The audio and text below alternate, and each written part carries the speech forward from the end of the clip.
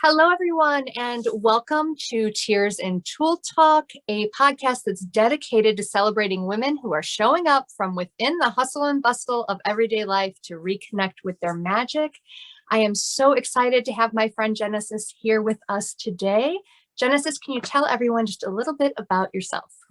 Hey everyone, thank you so much for having me, Gina. So, a little bit about me. I am first generation American, native Houstonian. I am a creative content writer, visionary, inclusion and diversity enthusiast, like super passionate about DE and I. And I am also an author. I wrote the book Chocolate Drop in Corporate America, From the Pit to the Palace, and I have 2 editions currently on the market. Awesome. Thank you so much for being here and for sharing your light with all of us today. I appreciate that so much. So what we do here on Tears and Tool Talk is we start every podcast out with an actual Tears and Tool moment. So that's kind of become a tradition in the Tears and Tool world. And for anyone who's just joining us today, this is how they work. We start out by saying something positive, like, I am smart, even when, so then we say like a tears moment, even when I forget all of my passwords. And then we all end with especially then, because it's in the moments that are those tears happenings that I think we need to remember our magic the most. So I am curious, Genesis, what your Tears and Tool moment of the week or the day or the minute might be. Okay, so I am courageous even when I feel like crying and screaming, especially then. The fact that I lost my father it's almost been 5 months now. So the emotions have crept up today, especially as today is the 21st. And on the April 25th, it'll mark a total of 5 months since losing my father. So that was one of the emotions that were present for me today. And then I also wanted to add another one, if I may. Yes, please. And I'm going to do a fun twist on this one. So I am still standing, even when I lost my job in the pandemic, especially then, the week after my father passed. Wow. Wow. Especially then. Oh my goodness. Thank you for sharing right from your heart with that one. I appreciate that so much. Wow. That is definitely Tears and Tool. Absolutely. A few weeks back, it's been about 6 weeks now, I guess. We had the anniversary of my mom's passing, and we're at the 5-year mark. And so no one quite understands, unless you lose a parent, you don't know really. Like, I didn't understand until I lost a parent how different that can feel, how I felt like a part of my innocence went with her in a way where the world becomes realer, Yeah. So I think that's hard to understand unless you lose a parent, like that actual feeling, like that you're missing something. So my heart goes out to you right now, and I'm just wrapping you in love, and I hope that you're able to find peace in your journey and all of that. Thank you for sharing, Genesis. That's a really personal thing to share, so I appreciate that. And thank you so much, and condolences. I know it's been 5 years and people say time heals, but you always remember those moments that you shared with your parent, whether it's the laughter, the sadness, the joy, or just those memories that no one can replace. And sometimes, like you say, people don't really understand until they have walked in your shoes and been where you are. And sometimes they try to offer you those comforting words. And yes, they are helpful and soothing, but you don't know the pain and the emotions and the aches that I feel, because it's like a void that can't really be replaced, because they are a part of you. But I tell people I'm grateful that he is in a better place, and no longer suffering. But if I would have looked back, a few months ago, I was angry, but then I had to realize that that anger was coming from a selfish place, because I did not want my dad to be in pain and in the condition that he was in. So I had to release the anger and, come to grips with it. But I guess I just want to encourage the listeners, if you've ever lost, a parent, a brother, a sister, a aunt, a pet, like, it's going to be okay, and just take time to go through the emotions on your own and identify with the emotions that you're feeling, and no one can take that away because it's your emotions. Absolutely. Thank you for sharing that. So, moving to something that happened this week in the Tears and Tool community. So I looked at my phone a few days ago, and I was like, oh my gosh, she posted her pictures and she posted her story, because you were giving me little hints that things were coming. And just so everyone knows, Genesis is our latest trailblazer in the Tears and Tool tribe of women who are showing up and owning their magic from within the mess of life. And you just had the coolest colorful tutu on, and not only were you wearing black, like black bottoms or a black top, but you had like the black top and the black bottoms on, so the color's like right there in the middle of it all. And you quote Babe Ruth, and you talk about what the colors mean to you.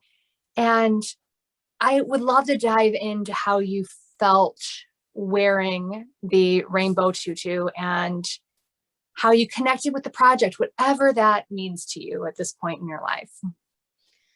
So one, let's start with the Babe Ruth. So it says, never let the fear of striking out keep you from playing the game. And the reason why that quote is so important to me is because sometimes, like, we as human beings, we could allow fear to condition us to the point where we don't feel as if we're worthy. We don't feel as if we're capable, or it's those limited mindsets, those self-doubts and self-critique that causes us to retreat, when in actuality we shouldn't retreat. We should take that step and take that leap of faith and persevere despite the odds, despite the limitations, despite the barriers, and just push past it. Because if not, then we're always going to have what if, what then, and all of that, when you could be like, let's do it right now. What if I do it now? What if I did this or whatnot? And kind of just flip it. And another way that quote is so important to me is, not only is it a quote from Babe Ruth, but it was also in the movie A Cinderella Story, where you see how Cinderella, the modern day Cinderella, she wanted to do more, but her evil stepsisters were so mean, and they were constantly beating her down. And her dad had passed away, and he had a diner or whatnot. And one day her evil, wicked stepmother slammed the door of the diner, and it pulled down the clock and the wallpaper. And then she kind of saw the words, never let the fear of striking out keep you from playing the game.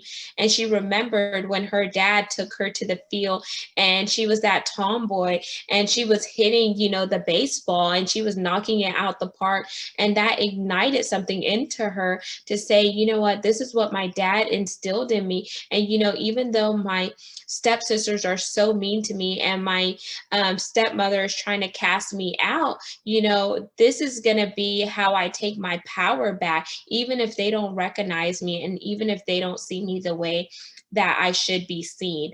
So that quote is just constantly showing up in different places. And when I looked at it, I said, oh, fear, like fear jumped out at me. And I thought about growing up in, a religious home, how they told us fear is false evidence appearing real. And then just recently, I heard somebody say fear is face everything and rise, or face everything and run. So there's so many different ways of dissecting fear. But the most important thing is overcoming that fears and being at one with yourself and knowing that you should be a priority number one to yourself. You should be able to be authentic. You should be able to be transparent, and you should be able to be who you want to be and not what other people want you to be. So that's the first part of why that was so important to me. And as I was doing the project at first, a little back end story, I was like, at first I told Gina, I was like, hey, maybe I'll make this tutu or whatnot. Then she sent me all the videos and stuff to make it. I called my sister and I was like, hey, do you kind of want to make this a project? Because I wanted to use my niece to kind of help me and kind of make it like fun but educational too, where we're like doing something together. And then I realized, oh man, I have to go buy all this material, all this fabric. So I went to good old Amazon.com and I was like, I spent like 30 minutes to an hour looking at different tutus that I wanted, but I wanted something that jumped out. And the one I chose had neon colors, but I was very intentional about the one I picked because I was like, I could easily get the rainbow and think about Roy G. Biv, or I could get these neon colors that are super bright and fluorescent and etc. And I was like, that's kind of like me because like now I wear bright colors on my nails. The bright colors of the skirts, it brought out energy, it radiated, it kind of showed my personality because I'm fun, bubbly, this firecracker spirit that everyone just kept saying over and over. And at first I used to kind of try to dim it down, but I was like, you can't put your light out whenever, whenever the inside light is showing outwards, you have to, let it illuminate. And who cares if people are going to accept you or not? It's not about how many likes you get. It's not about how many followers you have. It's about you being at peace with yourself and you loving yourself for who you are, despite what the world says, despite what the critics say, despite what the haters say. So when I was, taking my pictures, at first, little thoughts try to creep in. I'm like, oh, is my hair going to be on fleek? Is my hair going to look right? Is it going to be, are my curls going to pop? And I said, you know what? Stick it, like the movie Stick It. Have you seen that one, Gina? Yes, I have. And I said, you know what? I'm going to stick it. I am going to be me. Genesis. No makeup on, curly hair, natural state, and I'm going to rock out because I am a masterpiece and I was created this way. So no longer do I need to bend, twist, break, and do all these things to appease people. The people who are going to be with me are going to gravitate to me. And that's okay. The people who aren't, that's okay. I still love you, but you know what? I'm going to love you from a balcony because I can no longer wear all of your negative thinking, all of the stinking thinking on my sleeves and on my heart because that weighs me down. So I have to be me. And I have to be unapologetically me. Absolutely. I love that. And there's one picture, one photo where, so I used to waitress and my daughter Izzy waitressed before she got another job. And then my daughter Sam waitresses right now. And there's one picture, so it's like waitressing family over here, but there's one picture where you're holding your hand up. It's like you're serving up your dish of who you are, like what you're bringing into the world. And it is like so delicious to see. So that was like my first thought that came up when I was looking at the photos. I'm like, oh my gosh, she is serving up magic right now in this moment. So, oh man, those pictures, you look like you were having so much fun too. Like there's one that was like just a little like blurry because you're moving in it. Like you were just like having so much fun. Was it fun for you out on that photo shoot?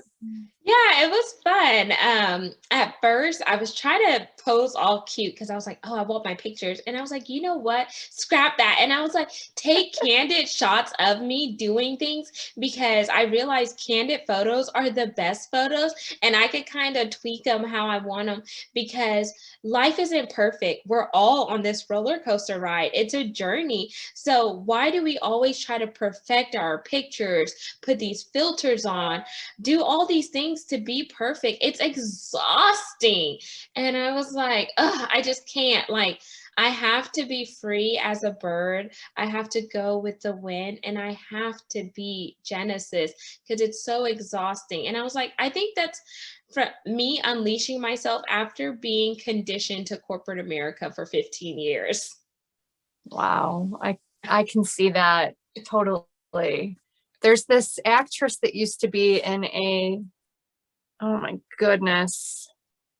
What TV show was she in? This is going to show my age too. It was one with Michael J. Fox. Oh my gosh, it's going to drive me crazy. I'll think of it like as I'm falling asleep tonight or something, or in the middle of the night. I'll sit up but her name's Justine Bateman, and she just released a book. Oh, and I forget what it's called, but it's all about how beautiful our faces are. Like, she's this Hollywood person who's not wearing any makeup, not doing like anything special. She's talking about how much she likes her neck and different things. And it is so refreshing. And you're reminding me of that right now. Like when you said, you're no longer bending or, you know, breaking. Yes. And oh my gosh, I talk about breaking in the new book I'm writing. I think that we really do often sort of make ourselves small sometimes to fit into spaces to be accepted. And I just think it's so cool that you showed up in your shoot and you owned it and you were exactly who you are, in this moment in your life. So thank you for that. Thank you, Gina. And I'm just so glad that you said that you're talking about it in the book that you're writing, because sometimes I feel like we as human beings, whenever we are coming out of an environment where we were conditioned to appease other people, we were conditioned to, check in to that 9 to 5 or check into someone else's mission statement, then it kind of loses our self-identity and purpose. So sometimes we have to go through the breaking point to really appreciate the boiling point. Yeah. Yeah, I totally get that. And I think that for so many of us, we become comfortable in those spaces because we are conditioned to think that's where we belong.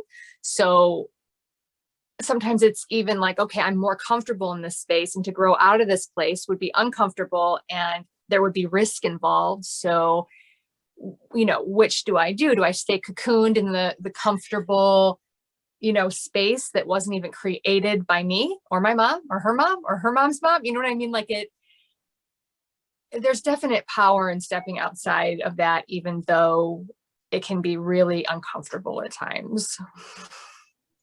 Then I guess we should ask, because this is a phenomenal movement, why do we get stuck on the comfort zone whenever it's in the uncomfortable moments that we achieve the greatest possibilities, we achieve the greatest sense of happiness, the greatest sense of purpose? It's in those uncomfortable moments and seasons when we allow ourselves to stretch beyond, and we're no longer operating like in that quote unquote box, but we're outside that box. And it's like sometimes we as individuals have to constantly remind one another that it's okay to go down that slippery slope. It's okay to take zigzags, ups and downs, wrong turns. It's okay to go around the roundabout or make those U-turns, because it's in those moments that it helps us redefine our purpose and fuel our passion.